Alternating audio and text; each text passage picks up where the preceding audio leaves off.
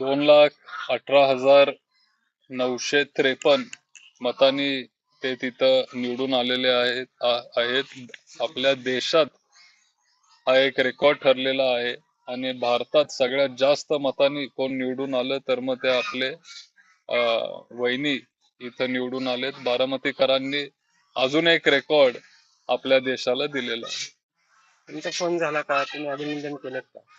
मी social मीडियाच्या माध्यमातून त्यांना शुभेच्छा दिलेत आणि अभिनंदन त्यांचं केलेलं आहे. तर हे रेकॉर्ड जे आहे ते भावनिकतेच्या मुद्द्यावर झाले असं दिसतंय, कारण हो. भविष्यातलं काय वाटचाल असेल? नाही, एक दादांना श्रद्धांजली म्हणून बारामतीकरांनी वहिनींना एवढ्या मोठ्या मताने तिथं निवडून दिलं. दादांचं काम इथं खूप जास्त होतं, खूप मोठं काम त्यांनी गेले 35-40 वर्ष पवार साहेबांनंतर दादांनी इथं केलं आणि एक श्रद्धांजली म्हणून बारामतीकरांनी आता हे मतदान केलेलं आहे. उद्या काय होईल हे आज आपल्याला सांगता येणार नाही, पण जो कोण चांगलं काम करेल, ज्या पद्धतीने बारामतीकरांशी संवाद साधेल, वेळ देईल, बारामतीकर त्या व्यक्तीला निवडतील.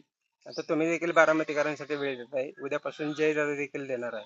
नेमकं बारामतीकरांनी कोणाला निवडायचं, कोणाला बारामती पवारांचा आता राजकीय अजून वारस जातोय? बराच काळ राहिलेला आहे. 3-4 वर्ष, 3-3.5 वर्ष राहिलेले आहेत 29 साठी. अजून खूप वेळ आहे. सगळ्यांना त्यांचं कर्तृत्व सिद्ध करू दे. बारामतीकर हे खूप हुशार आहेत. 29 ला ते ठरवतील.